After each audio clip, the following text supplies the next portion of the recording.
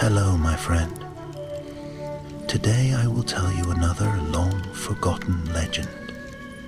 Close your eyes and let the magic transport you to Middle-earth. Our journey begins.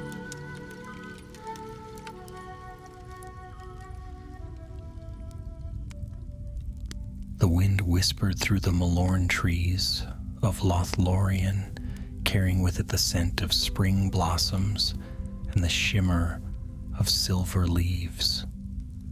High above the forest floor were flets of woven wood nestled among the branches. Elves kept watch. Their keen eyes turned eastward, for though the season was fair and the golden wood shone with the quiet light of its own enchantment, peril was gathering beyond its borders. It was the month of March, in the year 3019 of the Third Age. Word had already reached Caras Galadon of the Great War spreading across Middle-earth, of the breaking of the Fellowship, of battles fought in Rohan, of the growing might of Mordor. Yet here, nearer at hand, another shadow stirred, the fortress of Dol Guldur, brooding on the dark hill across the Anduin, poured forth its strength once more. Orcs bred in secret vaults, Easterlings sworn to the Dark Lord's cause, and darker sorceries whispered by the necromancer's servants, all pressed against the fair realm of the Galadrim. On the western edge of the forest ran the River Celebrant, a swift stream that sprang from the Dimril Dale and cut through the heart of the Golden Wood before meeting the Anduin. Across its waters, the wardens of Lorien had raised pale arches of Malorn boughs, lashed with silvery cords and strung with rope bridges that gleamed under moonlight. The elves called this crossing the Silver Gates, for by night it glimmered as though made of starlight. It was the key to Caras Galadon, for any foe who crossed the Celebrant, unhindered, might strike into the very heart of Galadriel's domain. Here, Haldir the Warden stood, tall and stern, his bow strung, and his brothers Rumil and Orifin beside him. They had long guarded these passages, but never had the threat been so dire. Rumors spread swiftly among the scouts. Enemy rafts hidden upon the Anduin, tunnels worked near old watercourses, and war drums rolling like distant thunder from Dol Guldur's gates. The Lady Galadriel had seen visions of fire and battle in her mirror, and though her will and power held the shadow at bay, she had warned her people. The storm will break upon us thrice, and thrice we must endure until the dark fortress is cast down. One night, beneath the pale glow of a waxing moon, a young sylvan elf named Larion returned breathless from the riverside. His cloak was torn, his arms streaked with mud, and his eyes burned with urgency. "Orcs upon the water," he said, bowing swiftly before Haldir. "I followed them northward along the Anduin. They bear rafts lashed together of timber and bone. More than a score lie hidden beneath the reeds. And worse still," he hesitated, as though reluctant to speak. "Speak plainly," urged Rumil. Larion swallowed. "They have found the old culverts, the stone drains that once led from Dimril Dale into these waters. I traced one half collapsed, yet orc hands work there. If they clear a path, they may pass beneath our very watch and strike behind us." At this, a hush fell over the wardens. The Silver Gates were strong against assault from without, but if foes emerged from within, all might be undone. Haldir's jaw tightened. "You have done well," he said at last. Rest not, though your limbs are weary. We shall need your eyes again before the night is out. So began the watch at the silver gates. Fires were kindled upon the flets, though they shone dim and veiled beneath silvered screens, lest they betray their light. Arrows were set in readiness, ropes tested, and hidden pits prepared. Yet unease lingered, for the Galadrim were few, and the dark land across the river was teeming with foes. Far off, a wolf howled, its cry harsh and cruel. Oriphan shifted uneasily. It is no wolf of the wild, that is the voice of a warg. The shadow stirs them. Haldir lifted his gaze eastward, across the dark sweep of the Anduin. Then let them come. If they wish to pass, they shall learn what it means to assail the Golden Wood. But in his heart he knew the battle would not be so simple. 3 times Galadriel had said the shadow would come. This was but the first stirring. Strong though the silver gates stood, they must endure storm after storm, or else Lothlórien itself would fall. And thus, under the silvered boughs of the Malorn trees, as night deepened and stars wheeled silently overhead, the elves of Lórien braced for the coming trial, the battle for the silver gates. The night passed slowly, though none of the wardens dared close their eyes. Beneath the whispering Malorn leaves, the silver gates gleamed faintly, strung with lanterns of pale glass that gave no firelight but glowed with soft enchantment. The elves stood watch, their bows at the ready, their ears straining for the faintest sound beyond the rush of the celebrant. Larion, though young and weary from his scouting, would not leave his post. He crouched on the flet beside Haldir, his sharp eyes fixed upon the eastern bank. He thought he saw shifting shapes now and again, low shadows crawling in the dark, but when he blinked, they were gone. Still, the unease in his heart deepened. "Haldir," he whispered, "what if they come not by raft nor by the culvert, but by both at once?" Haldir did not turn his head, but his voice was calm and steady. "Then we shall divide our strength, as we must. The rafts can be broken, the culvert sealed. Trust in your bow, Larion. Fear clouds the mind more than darkness ever can." Larion nodded, though the words did not still the pounding of his heart. The first hours passed in silence. An owl flew between the trees, and the river lapped softly against the silver bridge lines. The stars burned bright above, and for a little while the Golden Wood seemed untouched by war. But just before the dawn, a sound broke the stillness, the heavy dip of oars, muffled but relentless. Rúmiel lifted a hand. "Hearken!" Every elf froze. Out of the mist rising from the Anduin came a faint creak, the scrape of wood upon stone. Shadows moved upon the water, black shapes drifting against the silver light of the moon. Rafts, at least a dozen, sliding silently downriver. Upon them crouched orcs, their eyes gleaming faintly red, their crude weapons glinting in the half-light. Haldir drew his bow in a single fluid motion. "Loose," he commanded. The silence shattered. A storm of arrows hissed from the flets, striking the foremost raft. Orcs screeched, tumbling into the water, their cries swallowed by the current. More shafts followed, and 2 rafts splintered, their passengers flung into the swirling river. But the others pressed on, driven by strong arms, heedless of the losses. Larion loosed arrow after arrow until his fingers burned, each shot true. Yet still the rafts crept closer, and then, from beneath the trees on the far bank, A horn sounded, deep and harsh. It was a signal. From the north came a sudden roar, and the sound of many feet crashing through the undergrowth.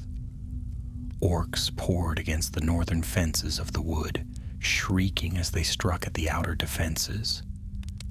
But even as the elves shifted to meet this new threat, Larian's ears caught something else, a low rumble beneath the ground. He turned sharply.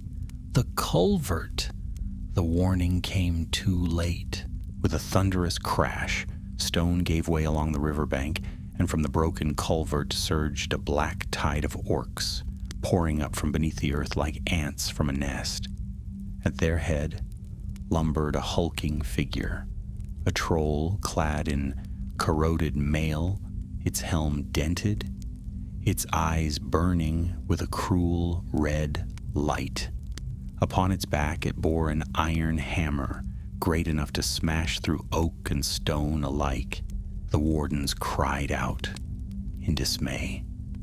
Their arrows fell like rain upon the beast, but many glanced from its mail or sank shallow into its leathery hide. With a bellow that shook the silver gates, the troll swung its hammer, shattering the nearest flet and hurling 2 elves into the water below. Haldir leapt down, rallying his warriors. "Hold the bridge. Cut the lines only if all else fails. Drive them back to the river." The battle at the Silver Gates had begun. Larian felt the tremor of fear threaten to seize him, but he forced it aside. He loosed 3 more arrows at the troll, striking its neck and arm. The creature staggered but did not fall. Orcs swarmed around its legs, hacking at the ropes of the bridge, slashing at any elf within reach. "Back to the flet," Rumil shouted, slashing an orc across the chest. "Hold the high ground." Larian scrambled up the rope ladder, arrows singing past him, until he reached the higher platform. From there, he saw the full horror of the assault.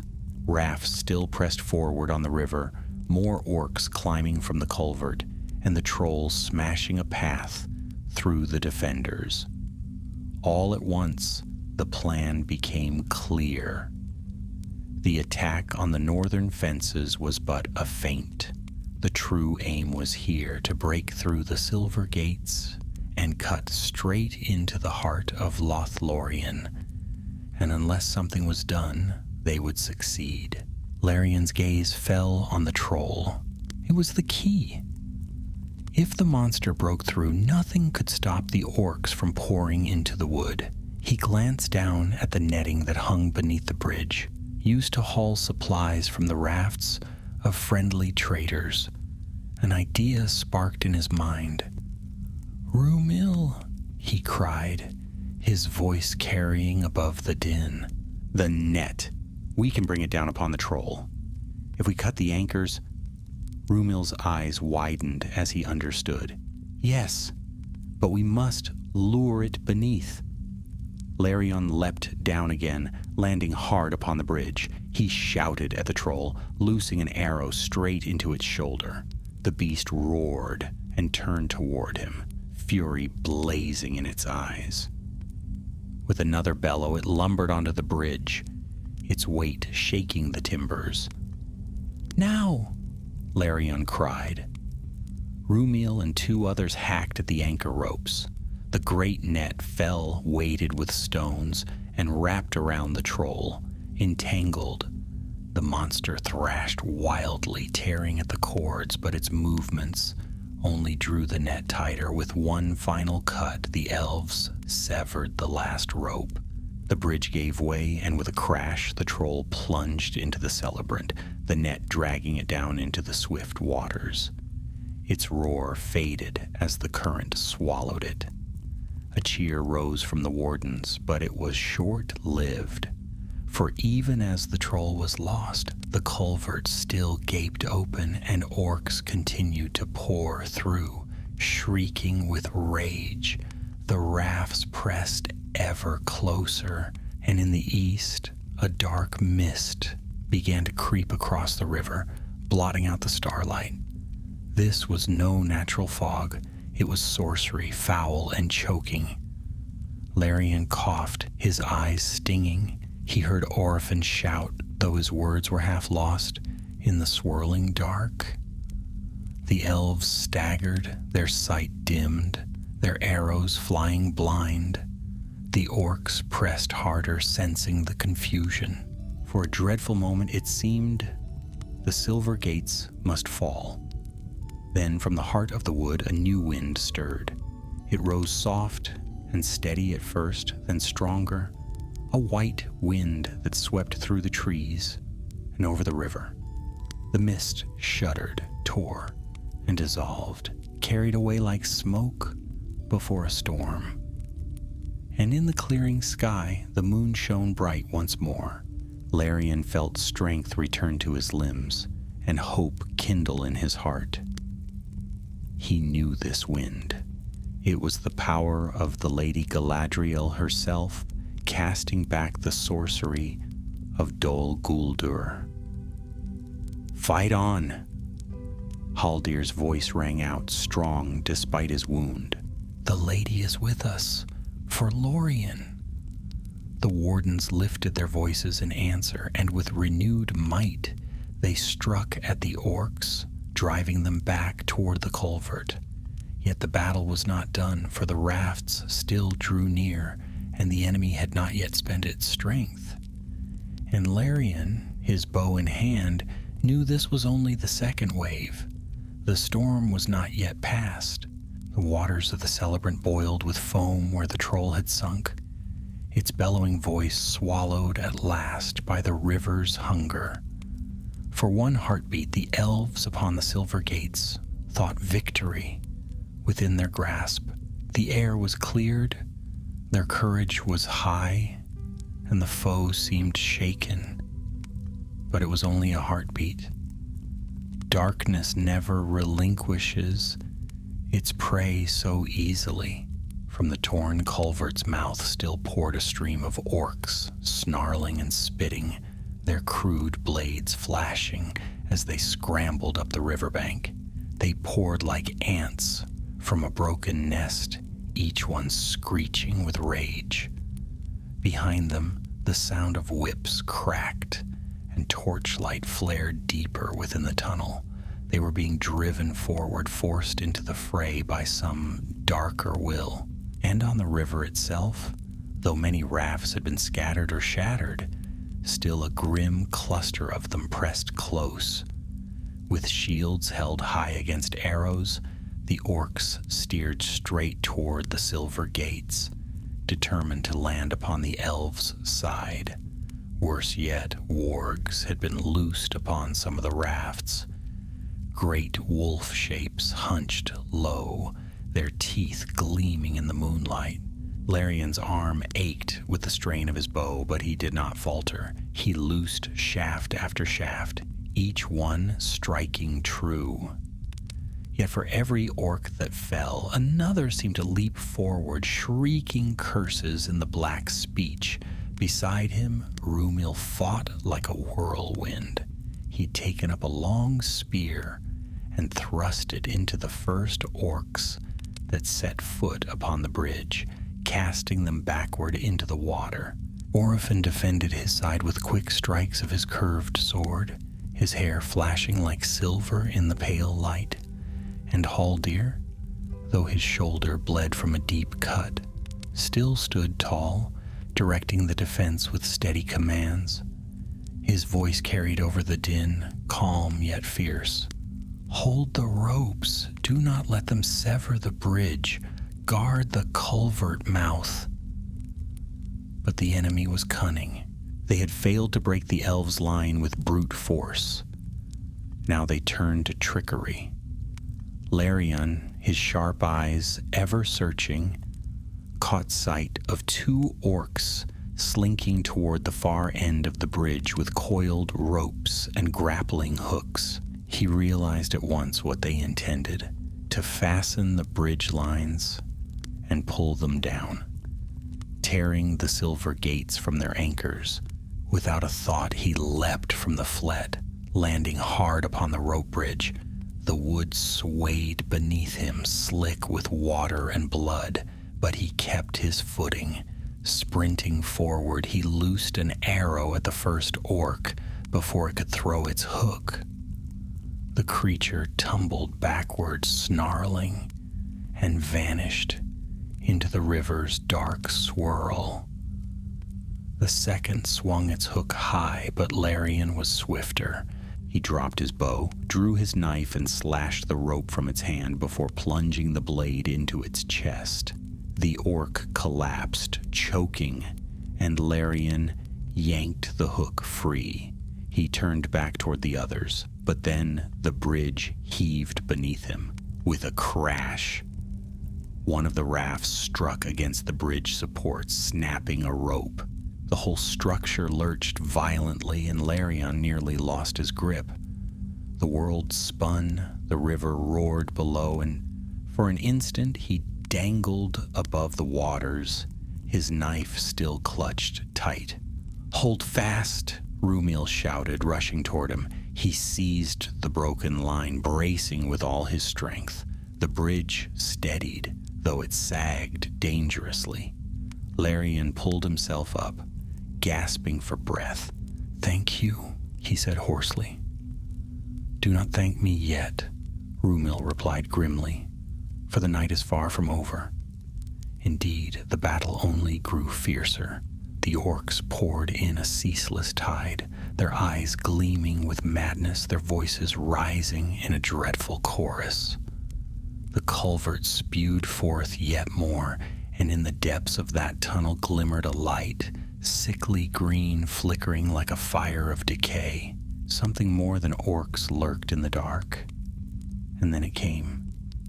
A second troll, smaller than the first but no less deadly. Its hide was pale and slimy, as though it had dwelt long in damp caverns. Upon its head sat a helm of iron, and in its clawed hands it bore a chain weighted with spikes. With a roar, it burst from the culvert, swinging the chain in wide arcs that clanged against the stone. Elves scattered as the spikes smashed into the bridge's timbers, sending splinters flying. One young guard was caught full in the chest and hurled into the river with a cry that ended in silence.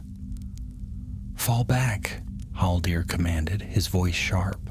"Fall back to the inner flets. Leave the bridge if you must." Larian's heart twisted. To abandon the bridge was to yield the gates. But to stand against the troll was to invite slaughter. And yet, if they could not hold all of Lothlórien might be open to the shadow. The pale troll lumbered forward, its chain whirling. It struck the ropes again, tearing them loose one by one. Soon the bridge would collapse entirely, and the way into the golden wood would lie open. Lothlórien clenched his fists, his mind racing. They had brought down the first troll with cunning, not strength. Could they do the same again? His gaze flicked to the flets above, to the lanterns still glowing with Galadriel's light. An idea struck him. "Rúmil," he shouted. "The lanterns! Drop them when it steps beneath." Rúmil looked startled, but then his face hardened with understanding. He called to two other wardens, and together they cut free the silver glass lanterns, lowering them by ropes until they swung directly above the bridge. Their light shimmered softly, as though they held moonlight itself. Lothlórien darted forward, loosing arrows to draw the troll's attention. The creature bellowed, swinging its chain wildly, and lumbered after him. The bridge shuddered beneath its weight. "Now!" Rúmil cried. The ropes were cut and the lanterns dropped. They burst upon the troll's helm and shoulders, shattering in a shower of glass and silver fire. The light was no ordinary flame, but a glow infused with the lady's power. It clung to the troll like burning oil, searing its flesh, dazzling its eyes. The beast shrieked in agony, thrashing and stumbling. Lothlórien seized the moment. He raised his bow, drew back his last arrow, and loosed it straight into the creature's gaping mouth. The shaft flew true, and with a final choking roar, the troll toppled backward into the river, its chain whirling uselessly as it sank. A cheer went up among the elves, faint though weary, but even as their voices rose, the enemy's fury doubled. The orcs screamed louder, hurling themselves against the silver gates in desperation. The rafts still pressed close, and from Dol Guldur across the river came another sound, the echo of drums, deeper and fiercer than before. The night was not yet won. The storm had only begun to break. The pale troll was gone, dragged beneath the celebrant's rushing waters. Yet the battle did not end. The elves upon the silver gates scarcely had time to draw breath before the enemy surged once more. Orcs spilled out of the broken culvert in greater number than before, their guttural cries filling the night. The air stank of them, smoke, blood, and the foul stink of damp caverns clinging to their ragged hides. Lothlórien wiped sweat from his brow with the back of his hand, though the night was chill. His quiver was almost empty. Only 3 arrows remained. He glanced at the bridge, sagging from the strain of the fighting, and then at Haldir, who stood with a grim face, pressing one hand against the wound at his shoulder, while still rallying the wardens with the other. The orcs were not without cunning. They no longer charged blindly as before. Instead, they crept along the banks in smaller groups, slipping from shadow to shadow, darting forward only when the elves' eyes were elsewhere. The rafts, too, drifted nearer with a strange, determined patience, each one bearing more of the wargs, whose yellow eyes gleamed hungrily across the water. Lothlórien, Rúmil said suddenly, his voice tight, "Take the south fled. The bridge will not hold much longer. If they break through there, they will be in the heart of the wood before dawn." Lothlórien wanted to argue, to stay by his side, but he saw the truth of it. He sprinted across the platform, vaulted down a rope ladder, and landed upon the lower flet just as a new group of orcs rushed from the culvert. His knife was in his hand before he had time to think. The first orc lunged at him, its blade jagged and filthy. Lothlórien twisted aside and drove his knife up under its chin. Hot, reeking breath burst against his face as it fell. The next came at him with a snarl. Lothlórien kicked it backward, seizing a fallen spear from the ground. With a sharp thrust, he drove the point through the creature's chest. It toppled over the railing, vanishing into the darkness below. All around him the wardens fought with desperate courage. Their voices rose in elvish cries, bright and fierce, carrying words of defiance against the shadow. Lothlórien caught the gleam of Orifin's blade as it flashed in wide arcs, cutting down any orc that dared draw near. Rúmil's spear darted in and out with deadly precision. Even wounded, Haldir still loosed arrows from above, each shot finding its mark. Yet for all their skill, the elves were few and the enemy was many. The culvert mouth belched forth orcs without end, and the rafts drew ever closer. Lothlórien knew they could not withstand much more. Then a cry rose from the eastern bank. A group of Easterlings had joined the fray, tall men clad in scaled armor, their faces half hidden behind cruel masks of bronze. They bore curved swords and long spears, and they moved with discipline unlike the orcs' wild rush. At their head strode a chieftain in red and black, his helm adorned with a crest of raven feathers. He lifted his spear, pointing across the river. At his signal, the Easterlings launched javelins. They flew across the water in dark arcs, thudding into the flets. One struck the railing beside Lothlórien, splintering the wood. Another pierced the chest of an elf 2 paces away, who fell without a sound. The wardens ducked for cover. The Easterlings jeered, their voices carrying across the river. Larian's heart clenched. Orcs and wargs were bad enough. Now men from the east joined them, cunning and cruel, fighting beneath the banner of Mordor. "Back!" Haldir called, his voice hoarse but firm. "Draw back from the river, leave the outer bridge, make your stand upon the inner gates." The command spread quickly. The elves withdrew step by step, loosing arrows as they went. Lothlórien covered the retreat, slashing at any orcs who pressed too close. His arms ached, his lungs burned, but he would not yield. At last he scrambled onto the higher flet again. Below, the bridge sagged low, the ropes frayed and trembling. The orcs swarmed onto it, shrieking in triumph. The rafts struck against its side, spilling wargs and riders onto the timbers. The whole structure groaned under the weight. "Cut it," Haldir shouted. His eyes blazed with sudden resolve. "Cut the bridge before they cross." 2 elves leapt forward, their blades flashing. With swift strokes, they severed the ropes. The bridge shuddered once, then collapsed with a thunderous crash. Orcs and wargs tumbled into the celebrant, their cries swallowed by the roaring water. Rafts splintered, bodies flailed, and the current dragged them all away. For a brief, shining moment, the elves cheered. The silver gates still stood, and the enemy's greatest push had been thrown back. But even as hope flared, a deeper shadow fell.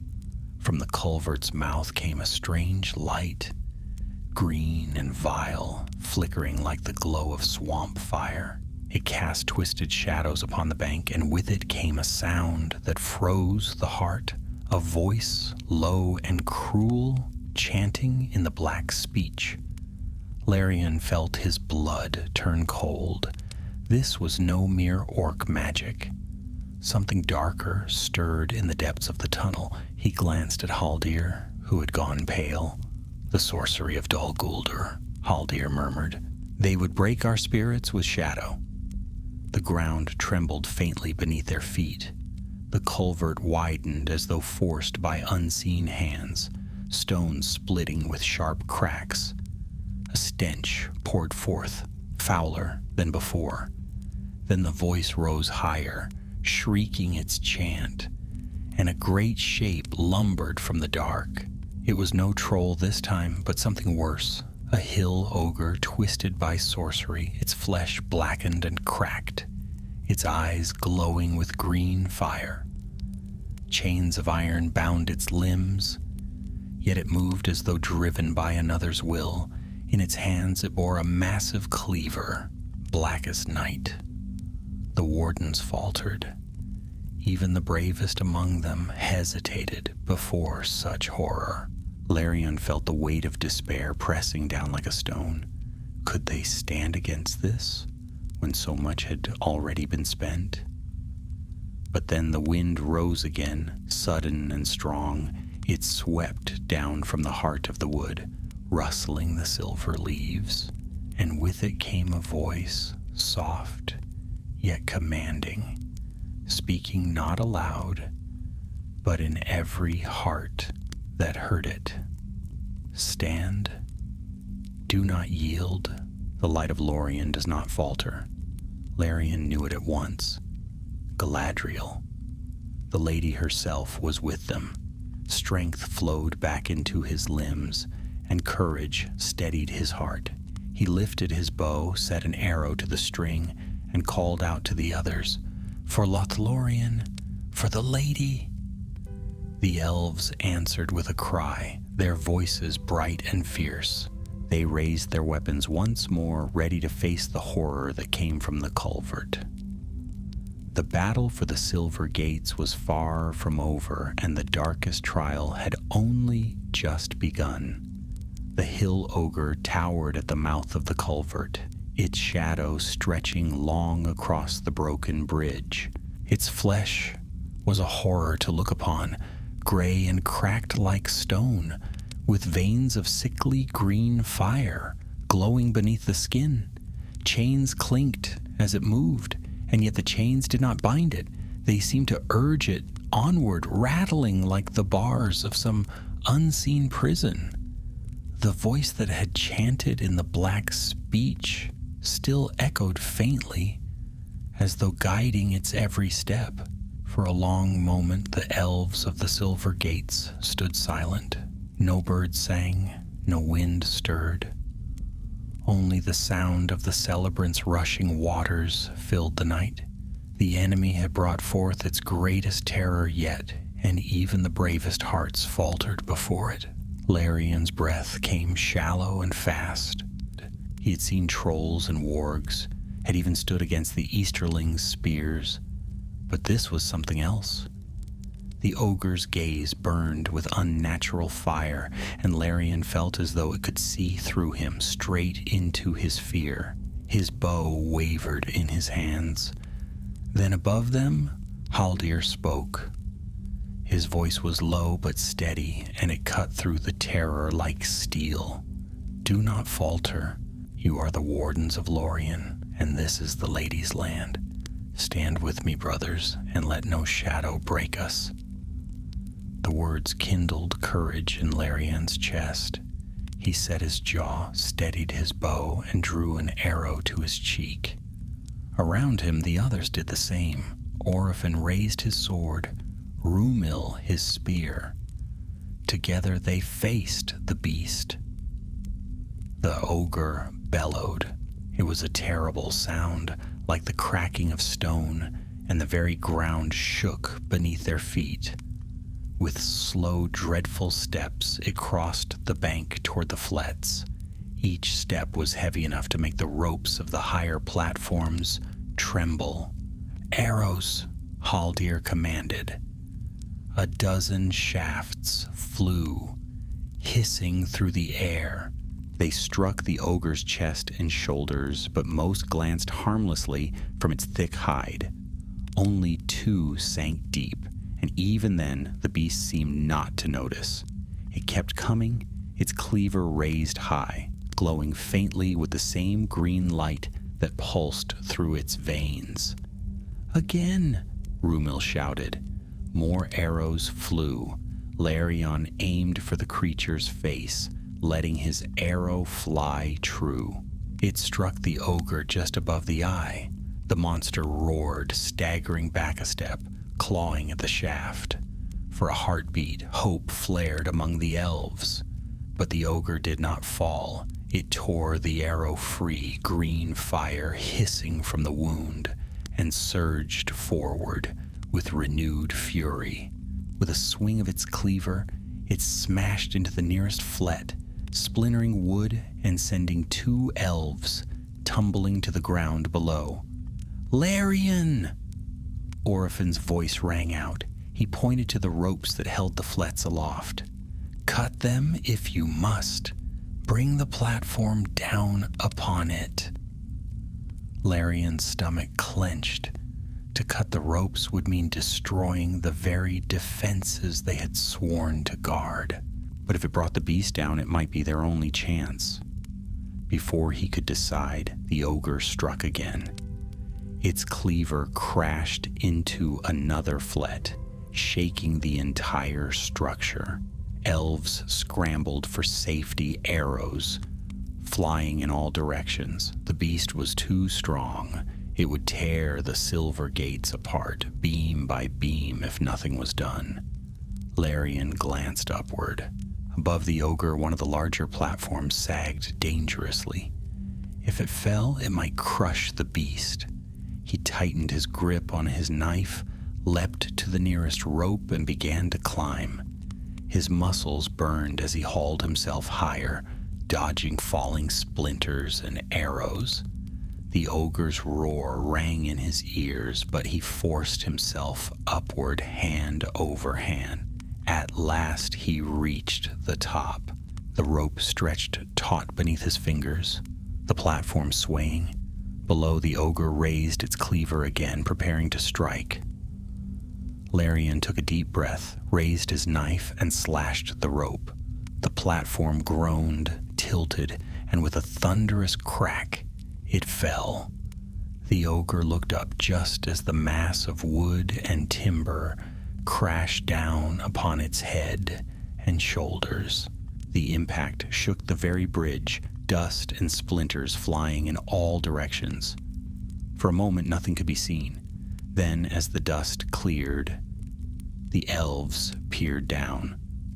The ogre staggered beneath the wreckage. Blood, black and smoking, ran down its face. One eye was closed, crushed beneath the weight. But it still lived. With a furious roar, it shoved the broken timbers aside and lumbered forward once more. Lothlórien's heart sank. Even that had not been enough. The voice from the culvert rose again, chanting louder now. The green light around the ogre flared brighter, its wounds closing before their eyes. Chains rattled as though in triumph. "What sorcery is this?" Rúmil muttered, his knuckles white on his spear. Haldr's face was grim. "It is bound to Dol Guldur. While the voice chants, it cannot be slain." Lothlórien's mind raced. If the ogre could not die while the chant continued, then the answer was clear. The chant must be silenced. "The voice," he said aloud, his own voice firming. "It comes from the culvert. We must reach it. If the chanter is slain, the ogre may fall." Orofin shook his head. "The culvert swarms with orcs. To enter it would be madness." "Madness," Lothlórien agreed, "but necessary." Haldir looked down at him, eyes measuring. Then, slowly, he nodded. "Very well. Take two with you. Slip through the culvert if you can. End the voice." Lothlórien's heart pounded, but he did not hesitate. He sheathed his knife, grabbed his bow, and leapt down to the riverbank.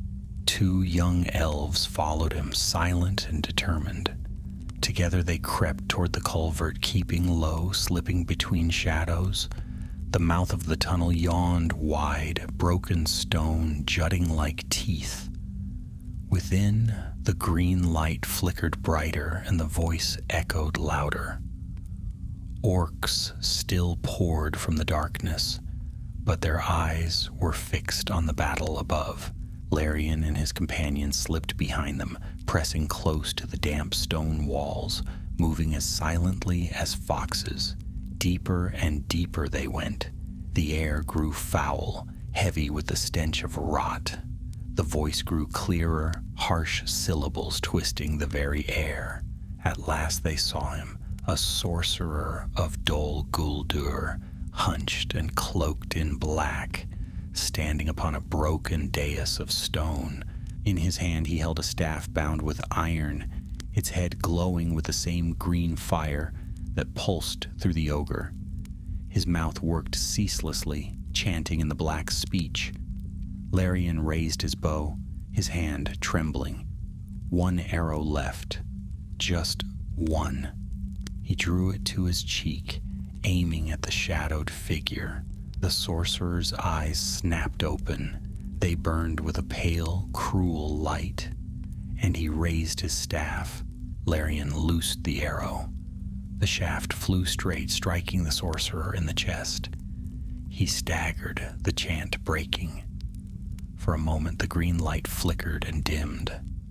Above, the ogre gave a guttural cry, clutching its head as though struck by unseen hands. But the sorcerer did not fall. He tore the arrow free, blood hissing against the iron bindings of his robe, and with a snarl he raised his staff high. The culvert filled with light, and Lothlórien was thrown backward, his ears ringing, his vision white. The battle for the silver gates had reached its most perilous hour. The world was soundless. Lothlórien lay upon the cold stone floor of the culvert, his ears ringing, his eyes filled with shifting white light. He could feel the damp air on his face and the sharp ache in his chest where the blast had struck him, yet for a long moment he could not move. Shapes swirled at the edge of his vision, shadows against the greenish glow, and then slowly, painfully, the world returned. The chant had ceased. That much he knew at once, for the oppressive weight of the words was gone. The air still stank of sorcery, thick with smoke and sulfur, but the voice no longer rose in its dreadful rhythm. Instead came the sound of harsh breathing. The sorcerers. Lothlórien blinked. The figure in black was still standing, though bent, his staff clutched tightly in one hand. Blood dripped from the arrow wound in his chest, hissing faintly as it struck the stone. His pale eyes glared out from beneath his hood, brighter and colder than before. "You dare!" the sorcerer hissed, his voice low and ragged. "Elfling, you dare!" Lothlórien forced himself to his knees. His bow lay snapped in two where it had struck the ground, the string frayed and broken. His companions, two young sylvan elves who had followed him into the tunnel, were sprawled against the wall. One stirred weakly, the other did not move at all. Lothlórien's breath caught in his throat, but he had no time to mourn. The sorcerer raised his staff, and green fire coiled about its head, hissing and writhing like living snakes. Above them a great roar shook the culvert. The ogre. Lothlórien's heart leapt. With the chant broken, the beast must be faltering. Already the sound of its bellow had changed. It was less certain, less bound. But if the sorcerer regained his rhythm, if the chant began again, the monster would rise renewed. Lothlórien snatched his knife from his belt. Its blade gleamed faintly in the sickly light. He had no arrows left, no bow, no chance of strength against this dark figure, yet he had no choice. The sorcerer's lips curled in a sneer. "You think steel will avail you? I have walked in shadows, older than your forest. I have tasted the power of Dol Guldur. You are nothing." Lothlórien's fear pressed hard against his heart, but he steadied his breath. He remembered Haldir's words. "Do not falter. You are the wardens of Lothlórien." He thought of the Malorn trees, silver and gold beneath the stars, of the clear waters of Nimrodel, of Galadriel's voice in the wind. He rose to his feet and tightened his grip on the knife. "I am Lothlórien of Lothlórien," he said, his voice steady. "And this is not your land." The sorcerer laughed, though the sound was harsh and pained. "Then come, Lothlórien of Lothlórien, come and die." He thrust his staff forward. Green fire burst from its tip, racing along the ground like a wave. Lothlórien dove aside, rolling across the damp stone. The fire scorched the place where he had stood, leaving the rock blackened and cracked. The heat burned his cheek, but he kept moving, sprinting forward. The sorcerer swung the staff upward. Another coil of fire leapt, striking the ceiling and showering the tunnel with sparks. Lothlórien ducked low and closed the distance. With a cry, he slashed at the sorcerer's arm.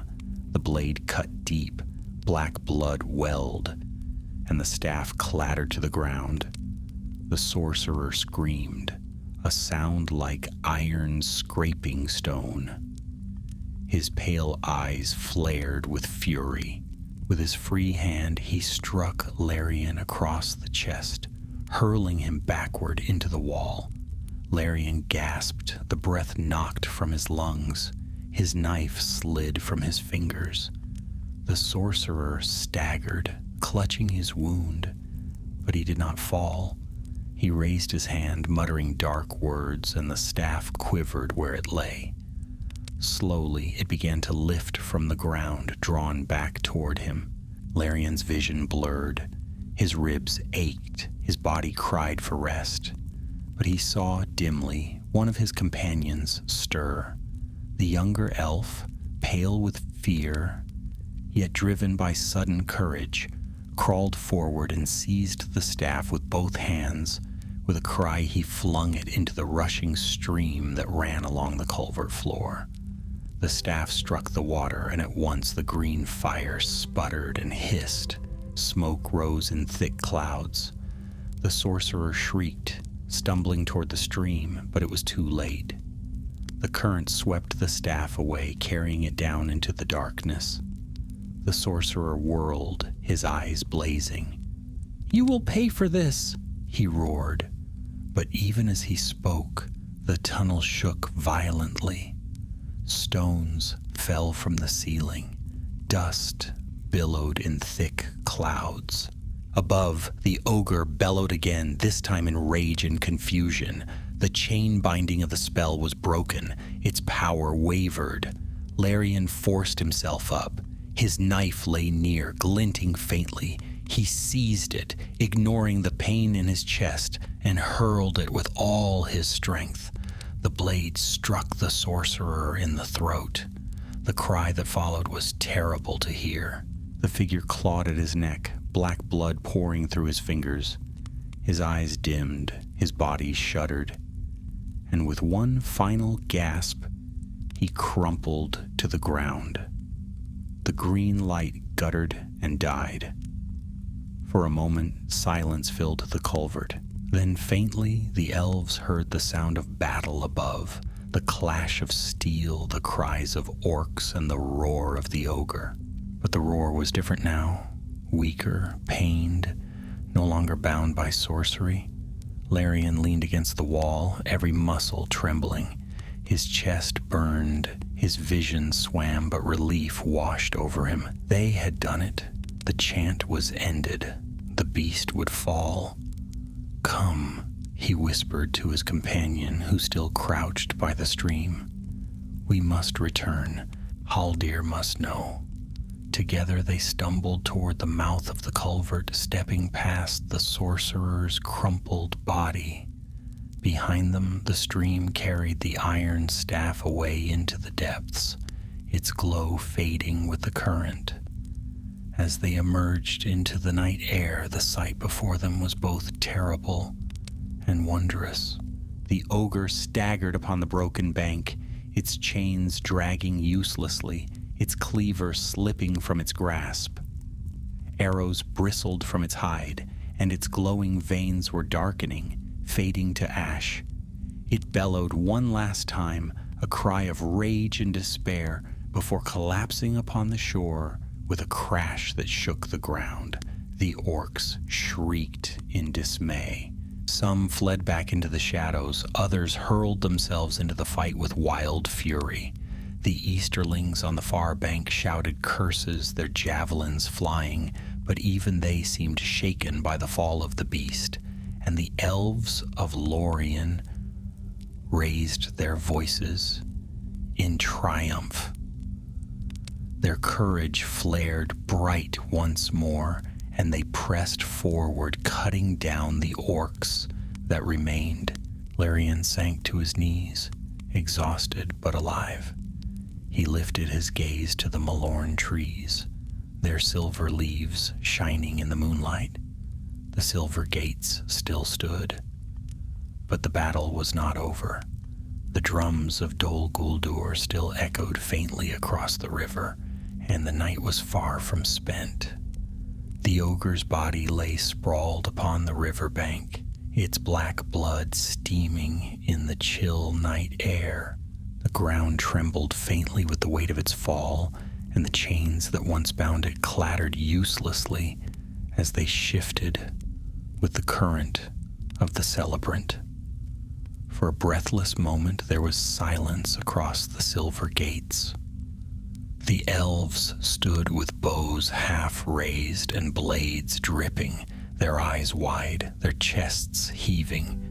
Even the orcs seemed stunned, their snarls faltered, their blades lowered, and some glanced back toward the dark woods across the Anduin, as if seeking some new command that did not come. The fall of the sorcerer had broken more than the ogre's strength. It had shaken the resolve of those who fought beneath Dol Gulder's banner. Lothlórien leaned heavily on the broken rail of the flet, his knife still stained with the sorcerer's blood. His body throbbed with pain, and every breath burned, but he forced himself to stay upright. He could not falter now, not while his kin still fought. His eyes sought Haldir, and at last he found him standing upon the higher flet, pale with blood loss but unbent, his bow raised high. "The beast has fallen!" Haldir cried, his voice carrying strong across the river. "Lorien endures! Drive them back, my brothers! Drive them into the dark!" A cheer rose from the wardens, sharp and fierce. Their voices rang like silver, filling the night with defiance. The orcs howled in answer, but it was a cry of anger more than courage. They surged forward once more, desperate to reclaim the ground they had lost.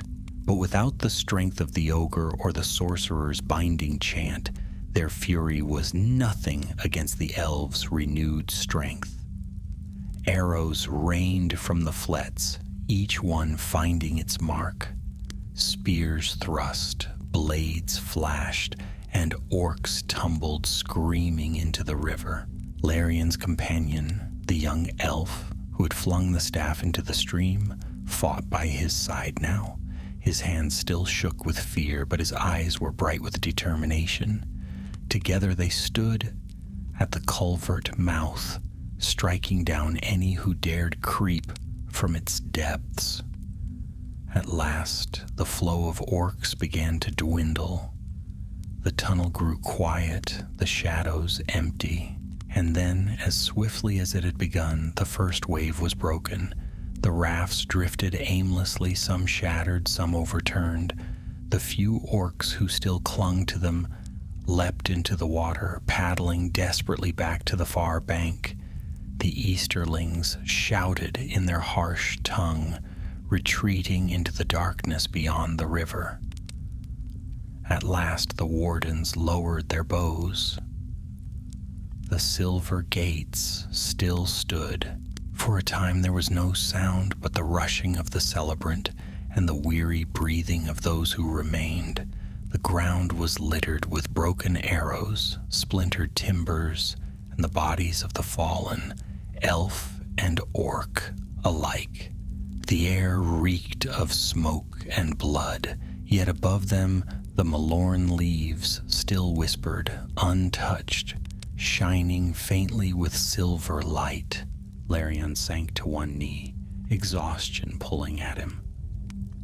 His chest ached with every breath, and his hands were raw from the bowstring and rope. He closed his eyes, listening to the sigh of the trees. "Easy, Lothlórien." Rumil's voice was soft beside him. The elder elf laid a hand on his shoulder, steady and warm. "You have done more than any could ask. Rest a little. You have earned it."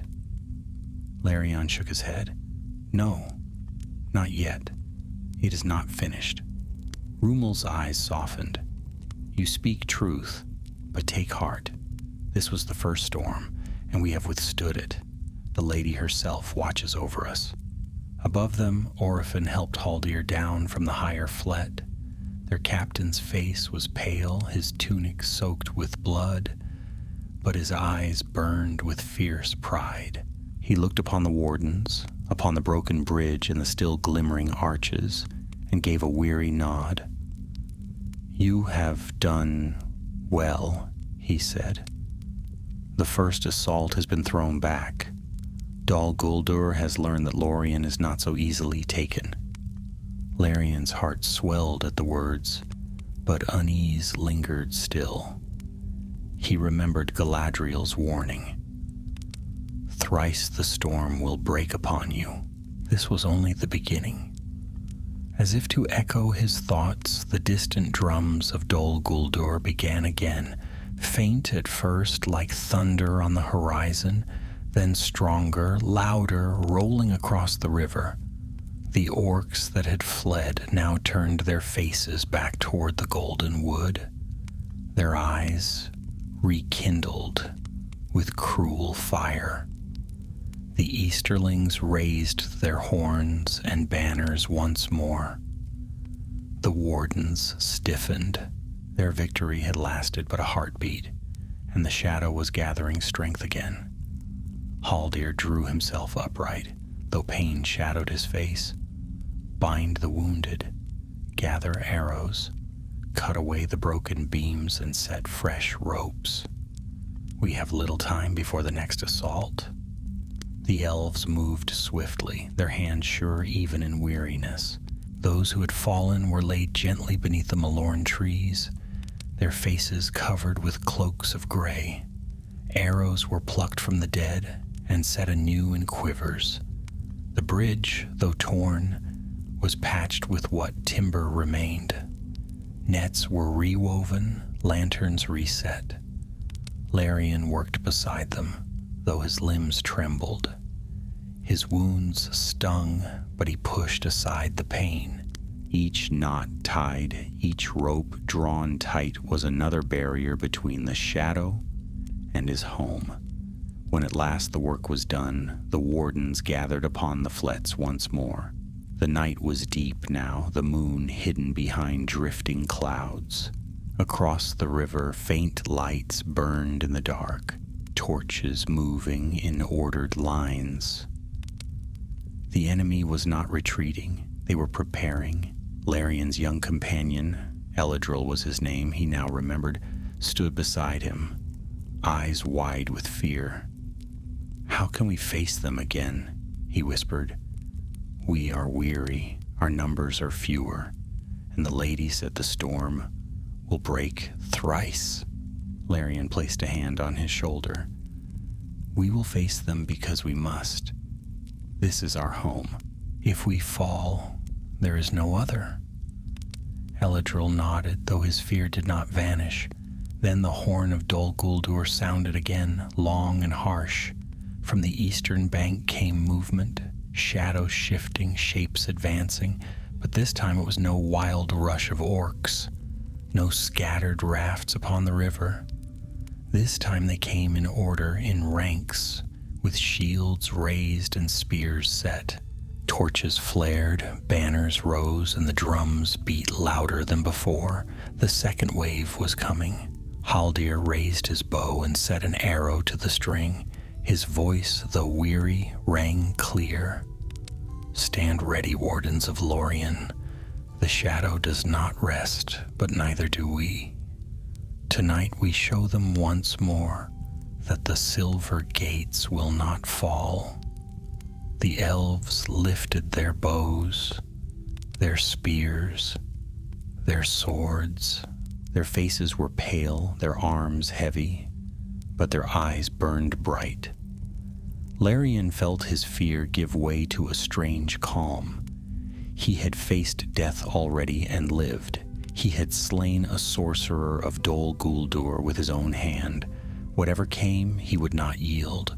Across the river, the Easterlings raised their horns. The orcs howled, the drums thundered, and the second storm broke upon the silver gates. The horns of the Easterlings blared across the Anduin, deep and brazen. Their cry was met at once by the harsh shrieks of the orcs and the thunder of the drums, louder now than before. The air itself seemed to tremble with the force of it, and the leaves of the Lothlórien trees shivered as though a storm were rolling over the golden wood. Lothlórien stood upon the lowest flet of the silver gates, his bow once more strung, a fresh quiver of arrows at his back. His chest still ached from the sorcerer's strike, and his limbs were heavy with weariness, but he did not falter. The first wave had come and been broken. Now the second would rise against them, and still they must endure. From across the river the enemy advanced, not in a scattered rush as before, but in grim ranks. The Easterlings marched at the front, shields of bronze held high, spears leveled in ordered lines. Behind them came the orcs, snarling and jeering, their jagged blades glinting in the torchlight.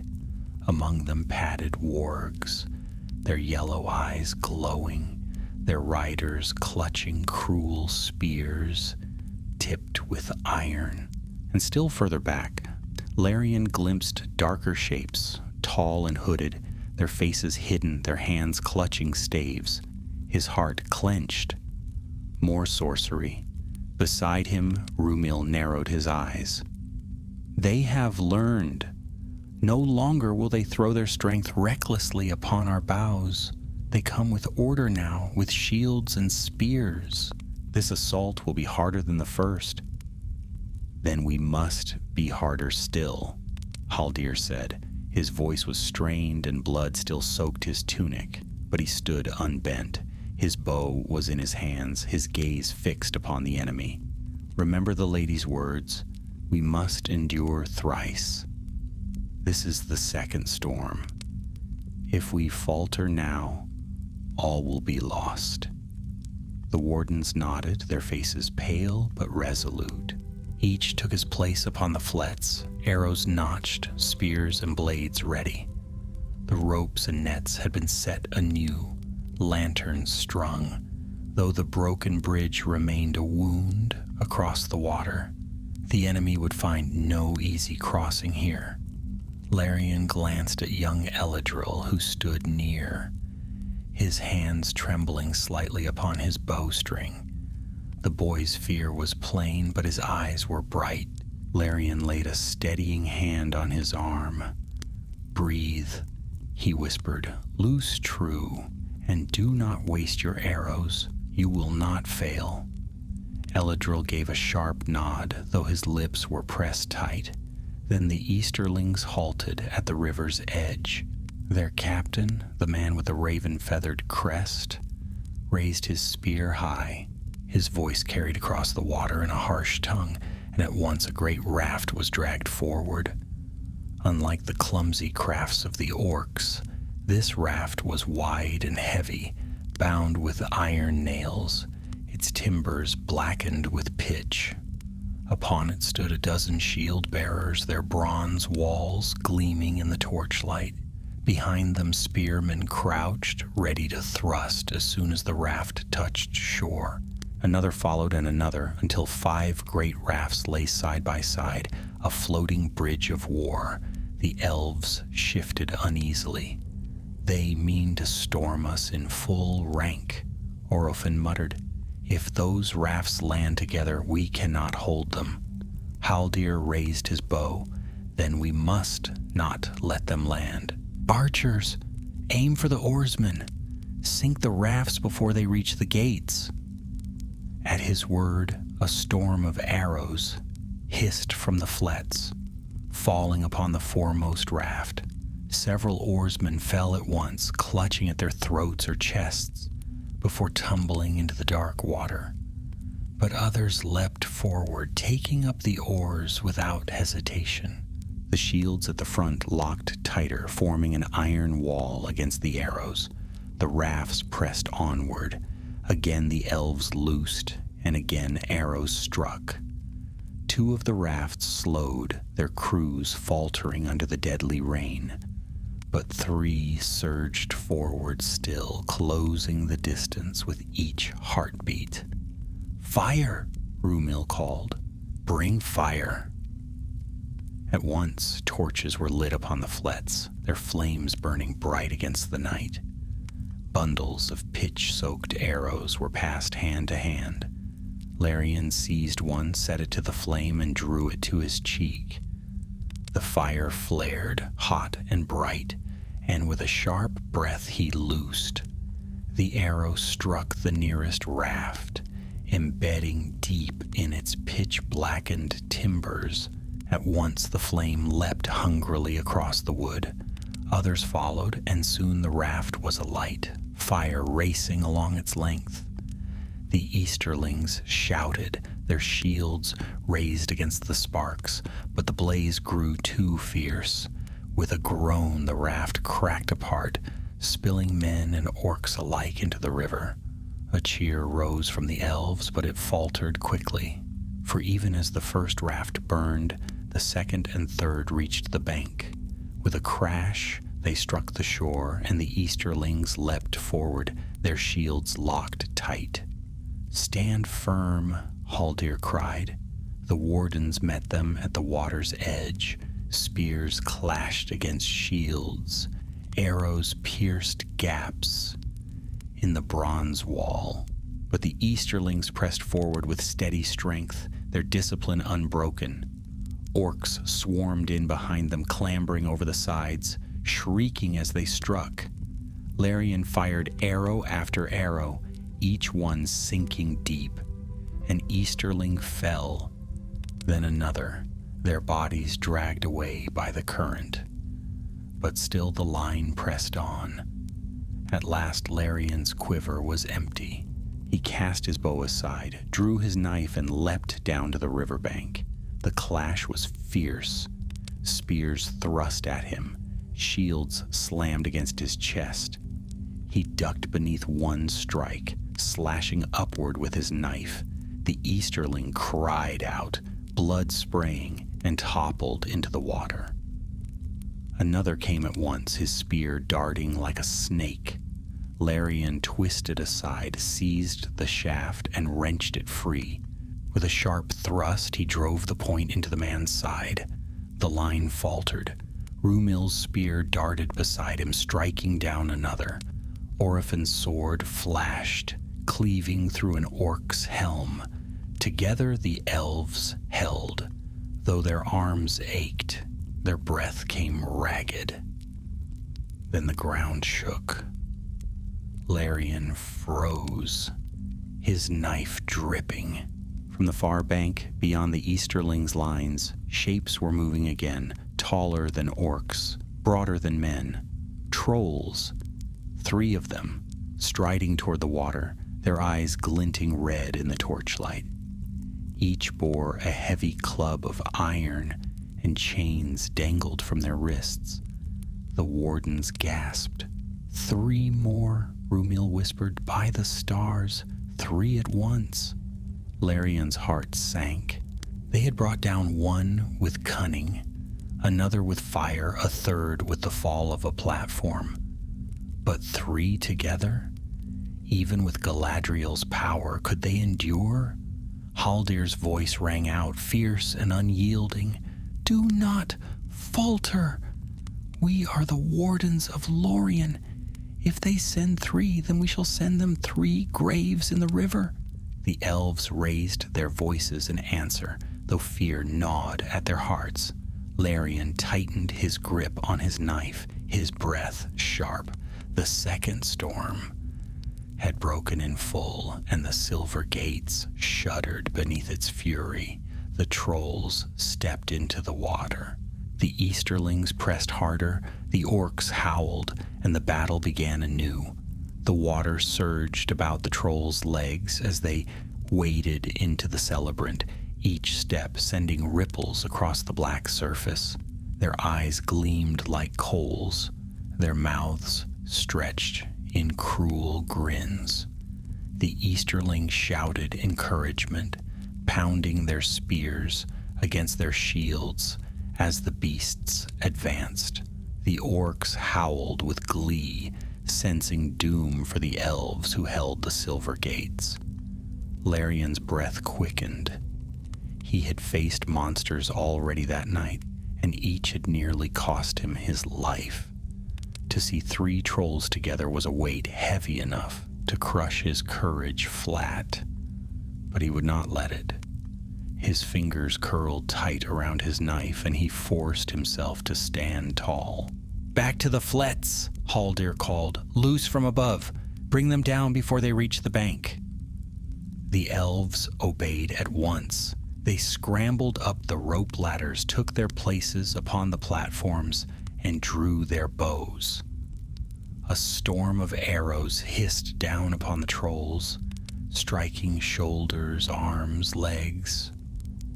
The beasts roared and flinched, but they did not fall. Their thick hides turned many of the shafts, and those that sank deep only seemed to spur them onward. One of the trolls reached the wreckage of the bridge and seized a broken timber. With a grunt, it hurled the beam across the river. It crashed into a flet, splintering wood and tearing down ropes. 2 elves tumbled into the water below, their cries cut short by the rush of the current. Another troll swung its iron club, sending a great wave across the celebrant that splashed high against the flets. Lanterns sputtered, ropes strained, and the wardens staggered as water poured over them. The 3rd troll strode straight on, heedless of arrows, its eyes fixed upon the silver gates. "Fire arrows," Rumil shouted. "The beasts fear flame more than steel." At once, torches were lit and fire arrows notched. Larian seized one, set it alight, and drew it back. The flame wavered in the night air, hot against his cheek. With a sharp breath, he loosed. The arrow struck the foremost troll square in the chest. Flame leapt across its hide, clinging to its foul skin. The beast bellowed in pain, thrashing wildly. More arrows followed, and soon its shoulders and arms were ablaze. With a final roar, it stumbled backward into the river, sending up a hiss of steam as the flames died. The current caught it, dragging its burning form away. A cheer rose from the elves, but it was short-lived. The other 2 trolls still pressed on, their fury doubled. The second seized one of the rafts that still floated near and swung it like a club, smashing it against the river bank. The 3rd reached the shore, planting its massive feet upon Lórien's side of the celebrant. Its club crashed down upon the rocks, splitting them like kindling. Larian's stomach lurched. They had felled 1, but 2 remained, and these were close. Haldir's voice rang out again. "Hold the lines! Do not let them through!" The wardens rained arrows still, their voices raised in fierce cries, but the trolls would not be stopped so easily. One swept its club through the ropes that held a flet, sending the platform tumbling into the river. The other tore a tree from the ground and hurled it like a spear. It crashed into the bank, shattering stone and earth. Larian's quiver was empty again. He cast his bow aside, seized a fallen spear, and leapt down to the shore. The troll loomed above him, its shadow blotting out the stars. Its eyes glowed red, its teeth bared in a cruel snarl. "Come then," Larian muttered, his hands tight upon the spear. "Come and try me." The troll roared and swung its club. Larian dove aside, the weapon smashing the ground where he had stood. The earth cracked, stones flying. He rolled to his feet, thrust the spear upward with all his strength, and drove it into the beast's leg. The troll bellowed in pain, staggering. Rumil was there in an instant, his own spear striking deep into its other leg. The beast swayed, its arms flailing. Oriphan leapt upon a broken beam and struck with his sword, carving a deep wound across its chest. Together, the brothers and Lothlórien fought as one. The troll staggered, fell to its knees, and with a final thrust from Rúmil's spear, it toppled backward into the river. Water surged high as the beast fell, dragging Rúmil with it. He cried out, vanishing beneath the surface. "Rúmil!" Lothlórien shouted. Without thinking, he plunged into the water after him. The current seized him at once, dragging him down, spinning him in darkness. His chest burned, his arms flailed. He glimpsed Rúmil struggling against the pull, his spear gone, his eyes wide with fear. Lothlórien kicked hard, reached out and seized his arm. With all his strength he pulled, fighting the current. The river roared around them, but together they kicked toward the bank. At last they broke the surface, gasping, and hands reached down to haul them up. They collapsed upon the shore, soaked and shivering, but alive. Above them, the last troll still raged. It had seized a great boulder and hurled it against the flats, crushing timbers and scattering wardens. The elves loosed what arrows remained, but their quivers were nearly empty. The beast's hide bristled with shafts, yet it fought on, maddened by pain. Then a new light flared. From deep within the wood, a white glow spread, bright as the moon. The wind rose, carrying the scent of Malorn blossoms. The troll turned, its red eyes wide, as a voice filled the air, not loud, yet clear, speaking not to ears, but to hearts. "Begone.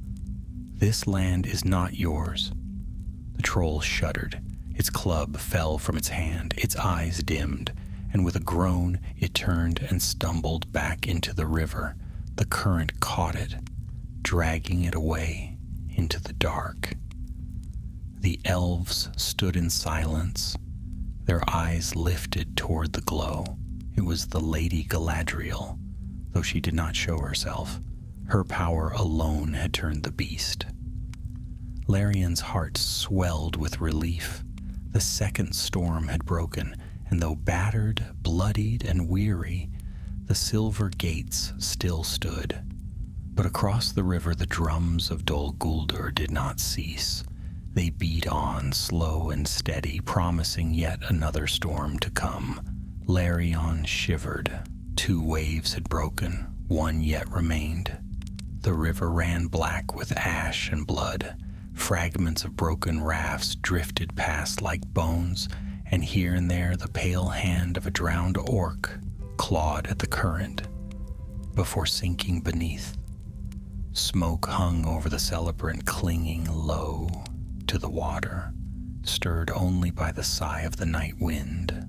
The silver gates still stood, but they bore the marks of the battle, splintered timbers, torn ropes, shattered flets swaying precariously in the trees. The elves moved quietly among the wreckage. They gathered their fallen, laying them gently upon cloaks of gray. Arrows were drawn from wounds, blades wiped clean, ropes reknotted where they had frayed.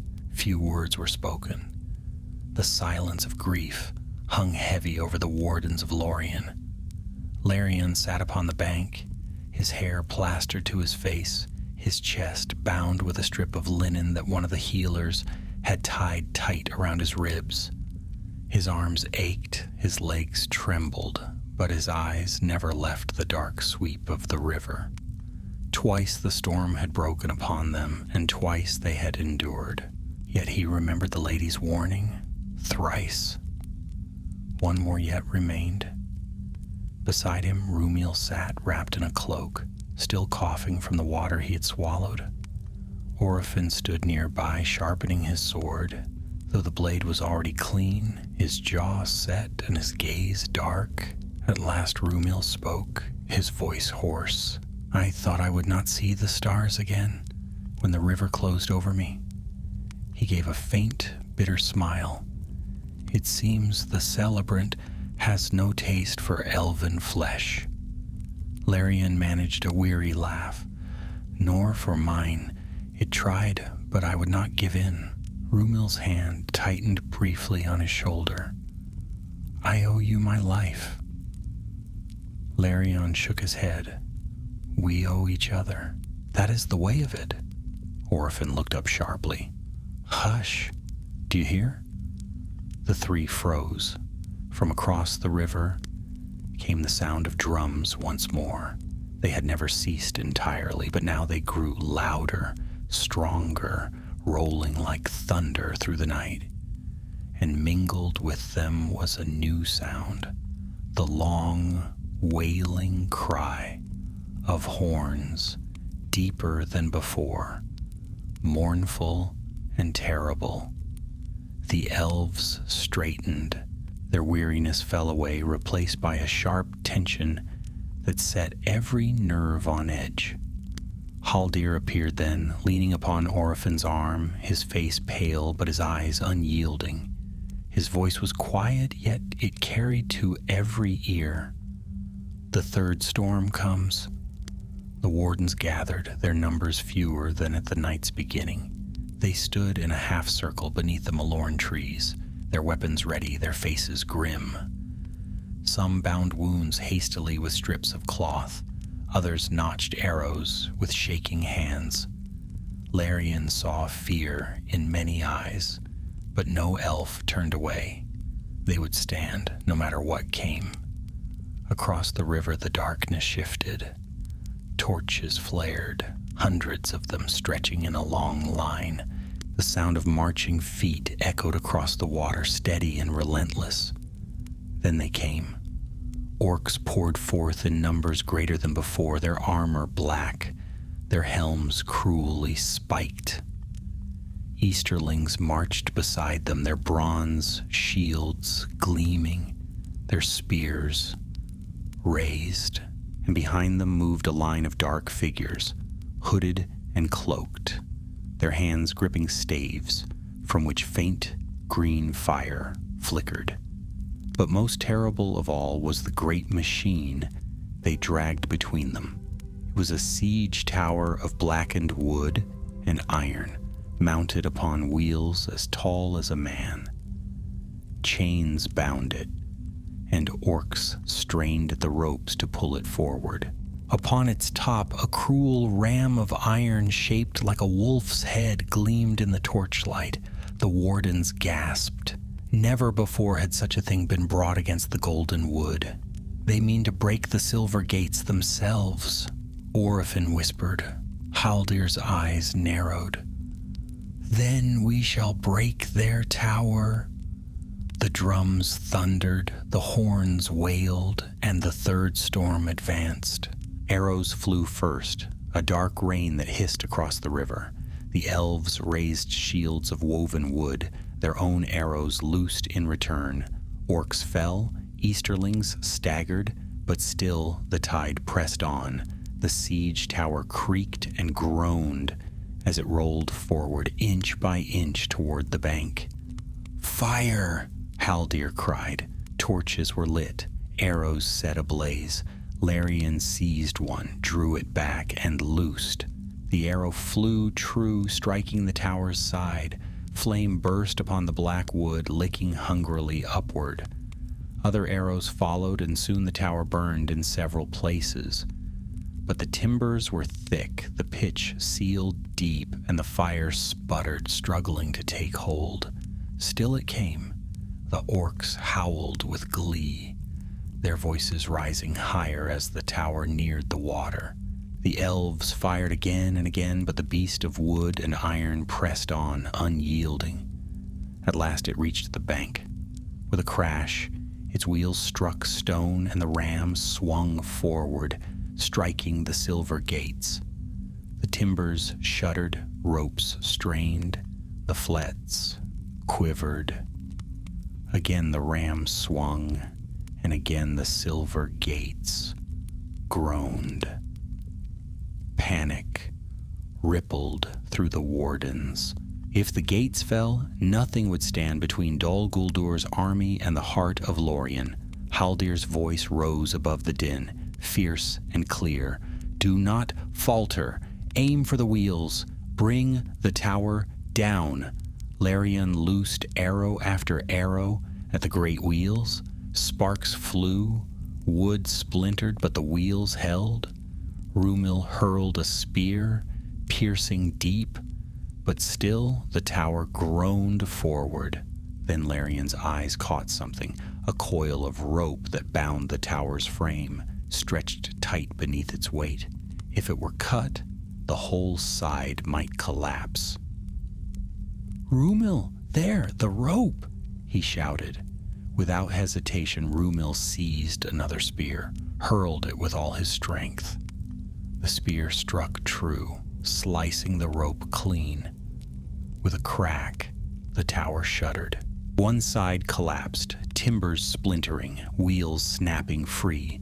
The whole structure leaned drunkenly, then toppled sideways with a thunderous crash.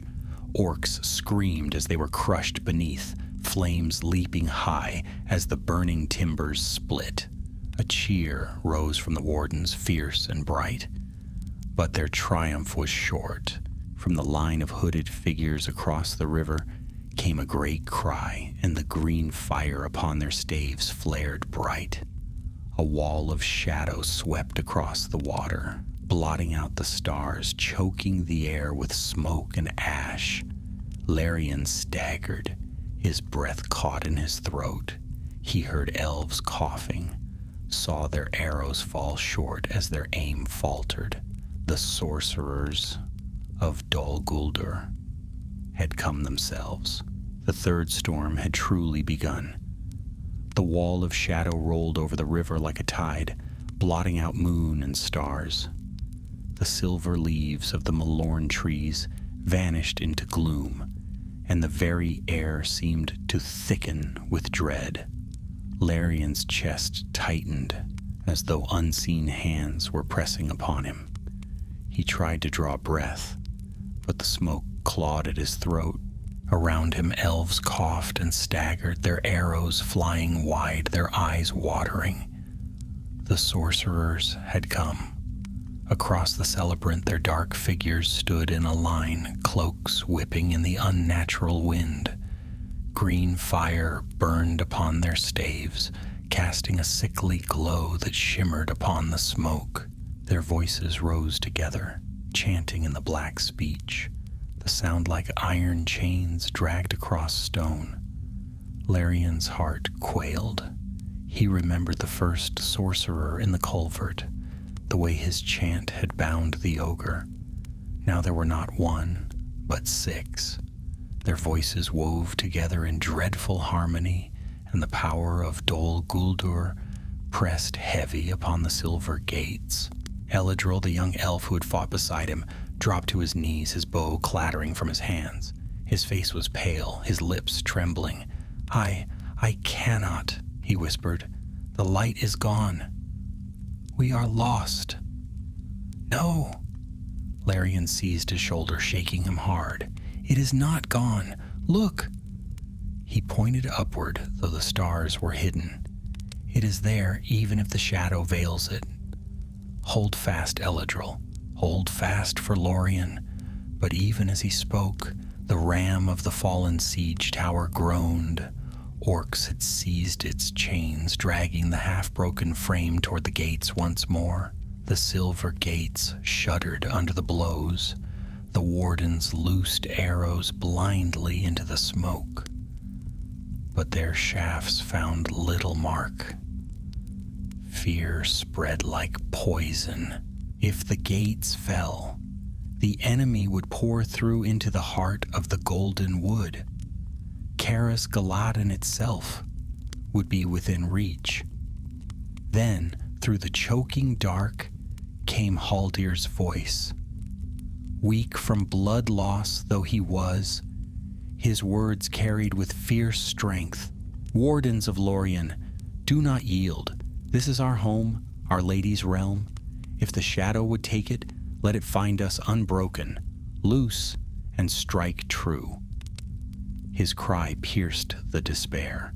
The elves straightened, their hands steadier, their eyes brightening with a flicker of defiance.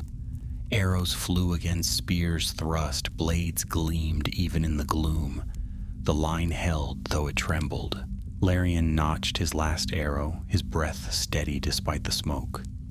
He loosed into the dark, and by fortune or fate, the shaft struck true.